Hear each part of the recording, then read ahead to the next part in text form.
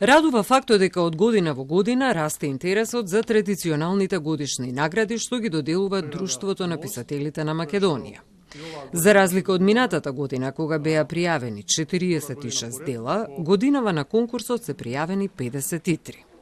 За првиот човек на ДПМ, Живко Гроздановски и професор Наташа Аврамовска, во иднина треба да се размисли да се зголеми периодот во кој жири комисиите ќе имаат доволно време да ги прочитаат сите пристигнати дела.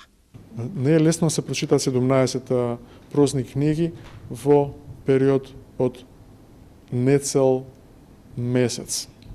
Затоа што треба првото гласање да биде некаде на почетокот во третата недела од јануари, што значи немаат ни цел месец да ги прочитат детално сите книги.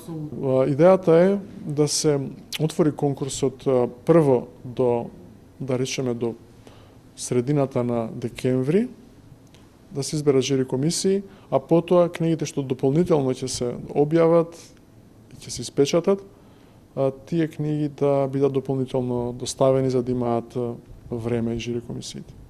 Романот Три Марии од Оливера Ќорвезировска, проза што ја преиспитува комплексноста на љубовта, движечката енергија на животот и следи три женски судбини, е добитник на наградата Стале Попов за најдобро прозно дело. Бранко Цветковски е добитник на наградата Ацо Шопов за стихозбирката Вообразби, лирскиот иди за некој друг свет.